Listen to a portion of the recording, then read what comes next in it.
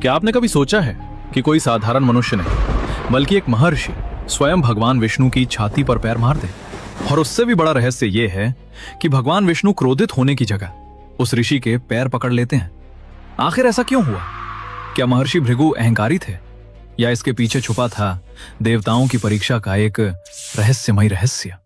आज की इस कहानी में आप जानेंगे वो घटना जिसने तीनों लोकों को हिला दिया था, और अंत तक आपको समझ आएगा कि आखिर भगवान विष्णु को पालनहार क्यों कहा जाता है। तो चलिए शुरू करते हैं। एक ऐसी कथा जहां एक ऋषि ने भगवान को लात मारी और भगवान मुस्कुरा दिए।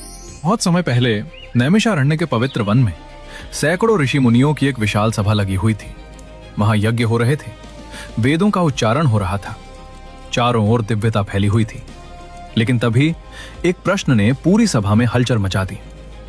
त्रिदेवों में सबसे श्रेष्ठ कौन है, ब्रह्मा, विष्णु या महादेव? कुछ ऋषि बोले ब्रह्मा सबसे महान है क्योंकि उन्होंने सृष्टि बनाई। दूसरे बोले नहीं, शिव सबसे शक्तिशाली हैं क्योंकि वे संहार करते हैं।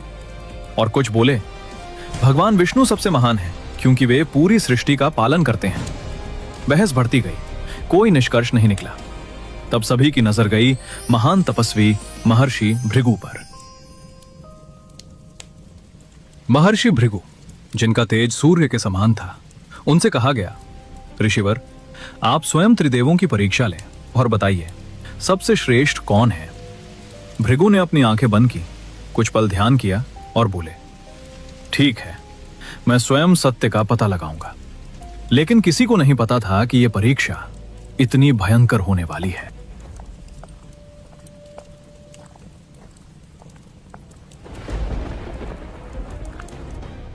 सबसे पहले महर्षि भृगु पहुंचे ब्रह्मलोक, जहां भगवान ब्रह्मा वेदों का ज्ञान दे रहे थे।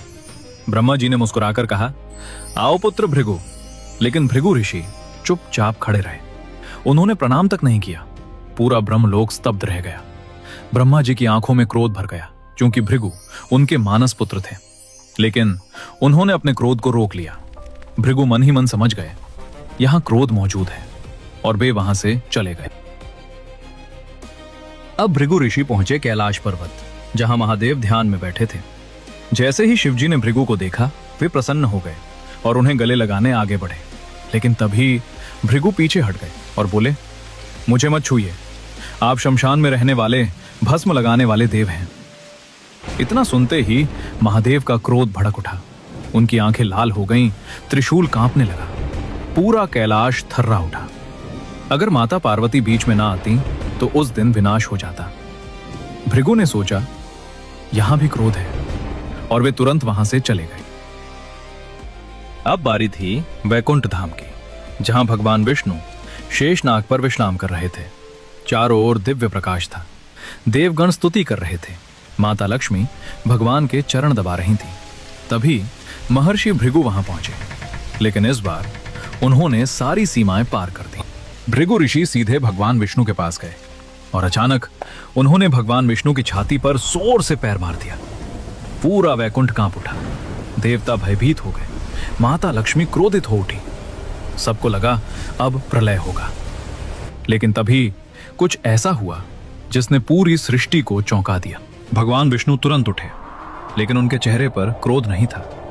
उन्होंने महर्षि भृगु के चरण पकड़ लिए और बोले, ऋषिवर, मेरी कठोर छाती से आपके चरणों को चोट तो नहीं लगी? यह सुनकर पूरा वैकुंठ मौन हो गया। जिस भगवान का एक क्रोध संसार मिटा सकता था, वो स्वयं अपने अपमान करने वाले ऋषि के पैर दबा रहे थे। भृगु की आंखें भर आईं। उनका अहंकार टूट चुका था। भृगु ऋषि कांपती आवाज में बोले, प्रभु, आज मुझे समझ आ गया, सच्ची महानता शक्ति में नहीं, विनम्रता में होती है। जिसके अंदर अहंकार नहीं, वही सबसे महान है। भृगु ऋषि भगवान विष्णु के चरणों में गिर पड़े और बोले, हे नारायण, आप ही सबसे श्रेष्ठ हैं। लेकिन दूसरी ओर माता लक्ष्मी क्रोधित थी। उन्होंने कहा, प्रभु, जिसने आपका अपमान किया, आपने उसी का सम्मान किया। कहा जाता है इसी घटना के बाद माता लक्ष्मी कुछ समय के लिए वैकुंठ छोड़कर चली गई थी, और तभी से भगवान विष्णु की छाती पर श्री वत्स का चिन्ह माना जाता है, जो भृगु के चरणों की याद दिलाता है।